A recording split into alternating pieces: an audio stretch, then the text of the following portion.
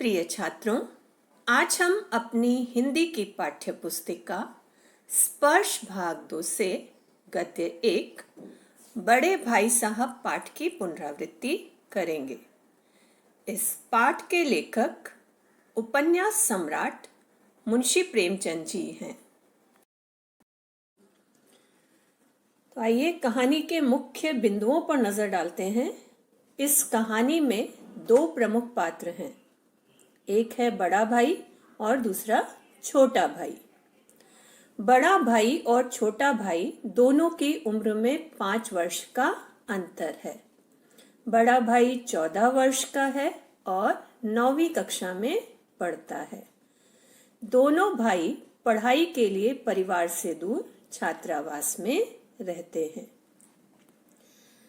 बड़े भाई साहब छोटे भाई के सामने प्रेरणादायी बनना चाहते हैं ताकि वे उसे सही राह पर ला सकें। वे उसके सामने एक उदाहरण की तरह प्रस्तुत होना चाहते हैं ताकि छोटा भाई सही रास्ते पर चले। इसके लिए उन्होंने अपना पूरा बचपन तिरोहित कर दिया। बड़े भाई साहब ने छोटे भाई के समक्ष उदाहरण बनने के लिए अपना पूरा बचपना त्याग दिया। छोटा भाई स्वच्छंद और मस्तमौला स्वभाव और कुशाग्र बुद्धि का है, वहीं छोटा भाई स्वच्छंद है, मस्तमौला है और वहीं तेज बुद्धि का है। बड़े भाई साहब की विशेषताएं। बड़े भाई साहब में कुछ स्वभावगत विशेषताएं थीं। वे स्वभाव से अध्ययनशील थे। वे लगातार पुस्तक अपने सामने खोले बैठे रहते थे, उसे पढ़ते रहते थे।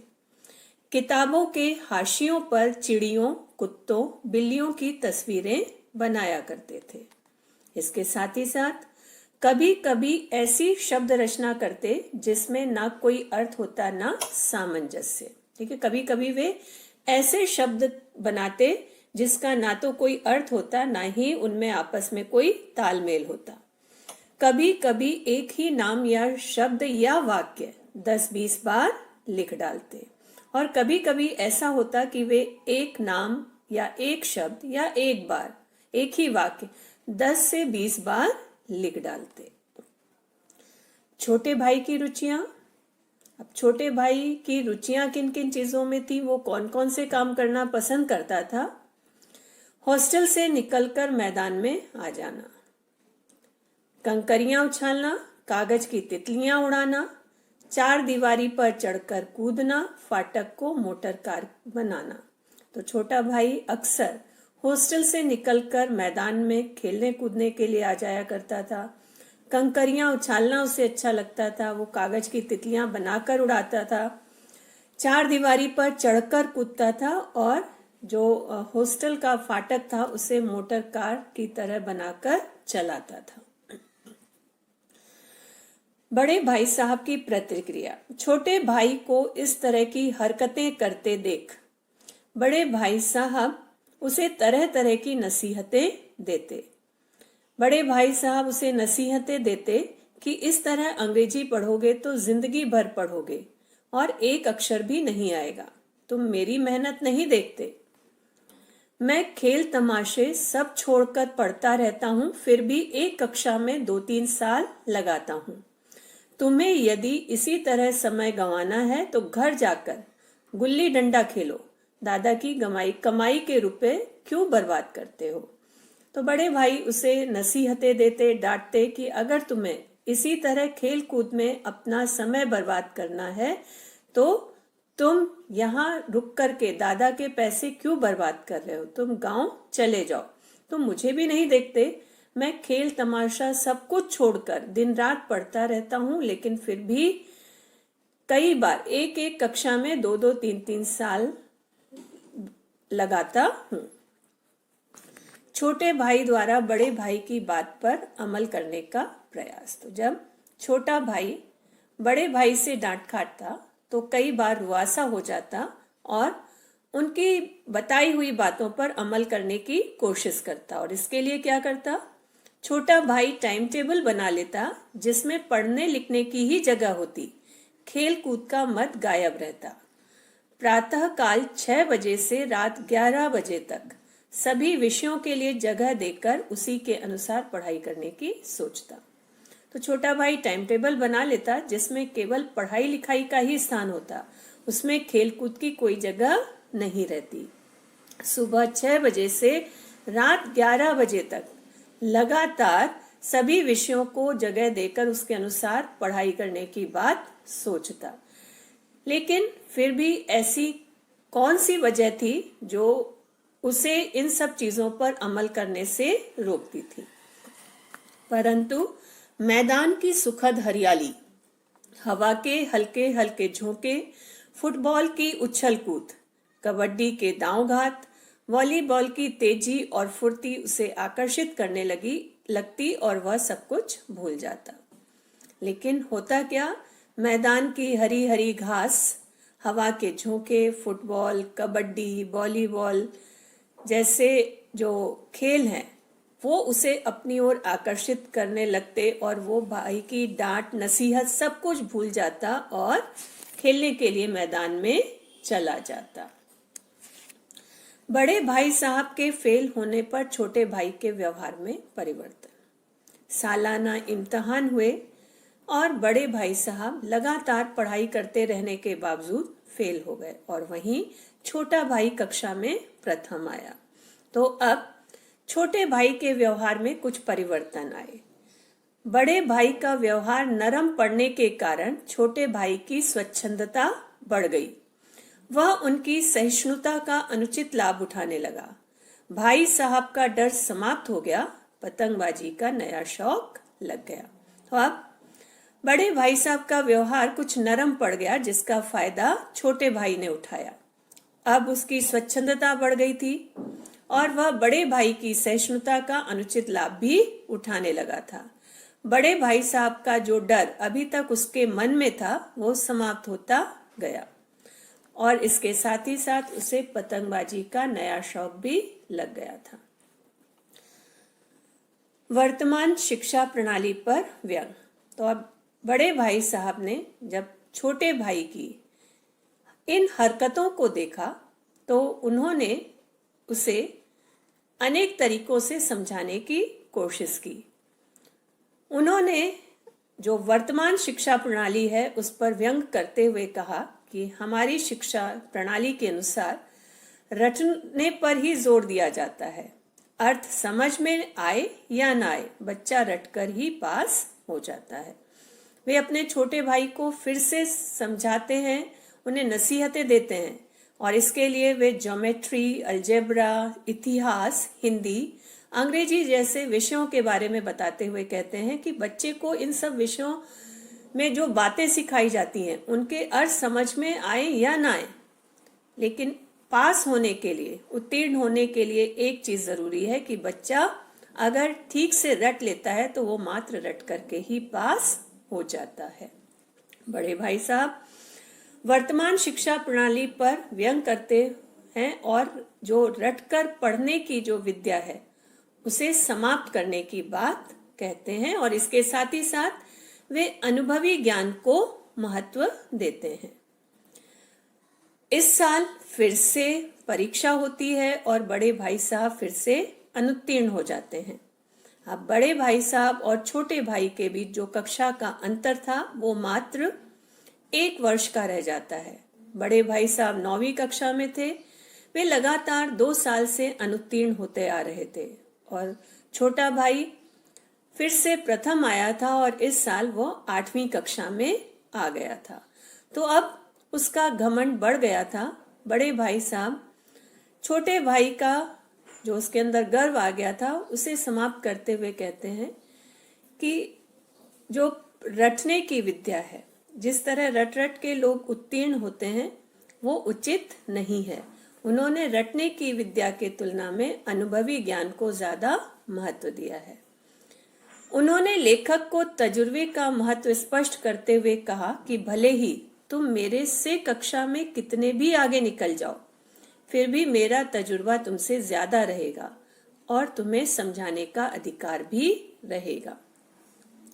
उन्होंने लेखक को अम्मा, दादा, हेडमास्टर की माँ का उदाहरण देते हुए कहा कि भले ही हम बहुत पढ़ लिख जाएं, परंतु उनके तजुर्बे की बराबरी नहीं कर सकते। वे बीमारी से लेकर घर के काम काज तक में हमारे से ज्यादा अनुभव रखते हैं। तो यहाँ पर बड़े भाई साहब अनुभवी ज्ञान को ज्यादा महत्व देते हुए कहते हैं कि भले ही अम्मा, दादा या हेडमास्टर की माँ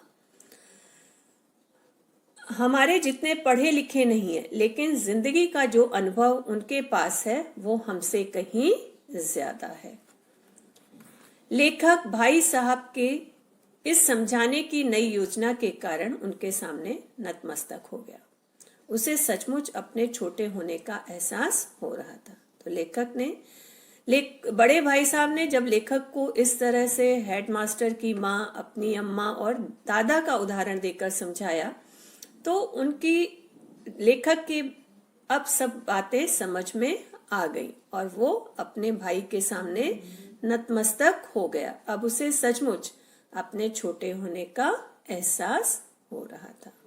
तो इस पाठ में हमने देखा कि किस तरह बड़े भाई साहब ने छोटे भाई के सामने एक उदाहरण प्रस्तुत करने के लिए, अपने नैतिक कर्तव्य को निभाने के लिए, अपनी भाई के प्रति, छोटे भाई के प्रति अपनी जिम्मेदारियों को निभाने के लिए अपना बचपन तक तिरोहित कर रखा। आइए अब पाठ पर आधारित कुछ बहुविकल्पीय प्रश्नों पर नजर डालते हैं।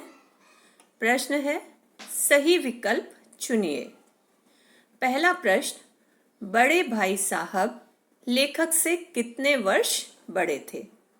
यहाँ पर उत्तर में 4 विकल्प दिए हैं। हमें सही उत्तर के विकल्प को चुनना है। तो पहला विकल्प दिया है 2 वर्ष, दूसरा विकल्प 5 वर्ष, तीसरा विकल्प 6 वर्ष, चौथा विकल्प 7 वर्ष। बच्चों, हमने पाठ में पढ़ा था कि बड़े भाई साहब लेखक से 5 वर्ष बड़े थे, तो हम उत्तर के रूप में दूसरा विकल्प 5 वर्ष को चुनेंगे।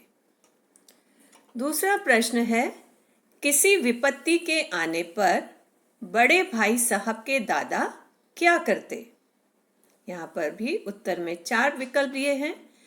पहला विकल्प बड़े भाई साहब को बुलाते, दूसरा विकल्प स्वयं निर्णय लेते, तीसरा विकल्प हेडमास्टर साहब से कहते और चौथा विकल्प दिया है मदद मांगते। तो हमने पाठ में पढ़ा था कि बड़े भाई साहब अनुभवी ज्ञान को ज्यादा महत्व देते थे और वे लेखक को समझाते हुए भी कहते हैं कि अगर कोई बड़ी विपत्ति या मुसीबत आती तो भले ही दादा ज्यादा पढ़े लिखे नहीं थे, लेकिन फिर भी वे अपने निर्णय स्वयं लेते। तो यहाँ पर उत्तर में दूसरा विकल्प सही है, वे अपने निर्णय स्वयं लेते। तो हम दूसरा विकल्प स्वयं निर्णय लेते को चुनेंगे। तीसरा प्रश्न है, हेडमास्टर साहब के घर का बजट कब सही बनने लगा? तो यहाँ पर भी उत्तर में 4 विकल्प दिए गए हैं। पहला विकल्प जब खर्चे कम कर दिए, दूसरा विकल्प जब पैसे जमा करने लगे, तीसरा विकल्प जब माँ घर का बजट बनाने लगी और चौथा विकल्प स्वयं प्रयास किए। तो यहाँ पर उत्तर है तीसरा विकल्प, जब माँ घर का बजट बनाने लगी, ये सही है। तो हम उत्तर में तीसरे विकल्प को चुनेंगे। अगला प्रश्न है, कथा नायक की रुचि किस कार्य में थी? यहाँ पर उत्तर में जो 4 विकल्प दिए हैं, पहला विकल्प है रंगमंच में, दूसरा विकल्प है पढ़ने लिखने में, तीसरा विकल्प है 4 दीवारी पर चढ़कर नीचे कूदने में और चौथा विकल्प है भाई की नसीहतें मानने में। तो हमने पाठ में पढ़ा था कि कथा नायक की रुचि 4 दीवारी पर चढ़कर नीचे कूदने में थी। तो हम उत्तर के रूप में तीसरे विकल्प को चुनेंगे, 4 दीवारी पर चढ़कर नीचे कूदने में। अगला प्रश्न है, भाई साहब स्वभाव में कैसे थे? यहाँ पर 4 विकल्प दिए गए हैं। पहला विकल्प अध्ययनशील, दूसरा विकल्प शक्की स्वभाव वाले, तीसरा विकल्प लापरवाह और चौथा विकल्प उदार। तो बच्चों, हमने पाठ में पढ़ा था कि बड़े भाई साहब छात्र में अध्ययनशील थे। वे दिन रात किताबें पढ़ते रहते थे। तो यहाँ पर उत्तर का पहला विकल्प सही है, तो हम पहला विकल्प अध्ययनशील चुनेंगे। अगला प्रश्न है, भाई साहब किस कला में निपुण थे? यहाँ पर विकल्प दिए गए हैं। पहला विकल्प उपदेश कला, दूसरा विकल्प संगीत कला, तीसरा विकल्प चित्रकला और चौथा विकल्प शिल्प कला। तो छात्रों, हमने पाठ में पढ़ा था कि बड़े भाई साहब छोटे भाई को हमेशा समझाते रहते थे। तो बड़े भाई साहब किस कला में निपुण थे? तो यहाँ पर उत्तर के रूप में पहला विकल्प सही है, उपदेश कला में। तो हम पहले विकल्प को चुनेंगे। अगला प्रश्न है, बड़ा भाई और छोटा भाई किस कक्षा में पढ़ते थे? यहाँ पर 4 विकल्प दिए गए हैं। छठी कक्षा, 5वीं कक्षा, दूसरा विकल्प 8वीं कक्षा, छठी कक्षा, तीसरा विकल्प 9वीं, 5वीं, चौथा विकल्प 7वीं, 5वीं। तो छात्रों, हमने पाठ में पढ़ा था कि बड़े भाई साहब 9वीं कक्षा में पढ़ते थे और छोटा भाई 5वीं कक्षा में पढ़ते थे। तो यहाँ पर तीसरा विकल्प सही है, 9वीं, 5वीं। तो हम उत्तर में तीसरे विकल्प को चुनेंगे। अगला प्रश्न है, भाई साहब के अनुसार मनुष्य को समझ किस प्रकार आती है? पहला विकल्प खेलने से, दूसरा विकल्प किताबें पढ़ने से, तीसरा विकल्प दुनिया देखने से और चौथा विकल्प दिया है विदेश जाने से। तो छात्रों, हमने पाठ में पढ़ा था कि बड़े भाई साहब अनुभवी ज्ञान को ज़्यादा महत्व देते हैं। तो यहाँ पर तीसरा विकल्प दुनिया देखने से, दुनिया देखकर ही अनुभवी ज्ञान मिलता है। तो तीसरा विकल्प उत्तर के रूप में सही है। तो हम तीसरे विकल्प को चुनेंगे, दुनिया देखने से। अगला प्रश्न है, बड़े भाई साहब अपने दिमाग को आराम देने के लिए क्या करते थे? यहाँ पर जो 4 विकल्प दिए हैं उनमें से पहला विकल्प है, कभी कभी गणित के सवाल हल कर लिया करते थे। दूसरा विकल्प है, किताब के हाशियों पर चिड़ियों, कुत्तों, बिल्लियों की तस्वीरें बनाया करते थे। तीसरा विकल्प, कभी कभी गाने गुनगुनाने लगते। और चौथा विकल्प, कभी कभी मैदान में खेलने चले जाते थे।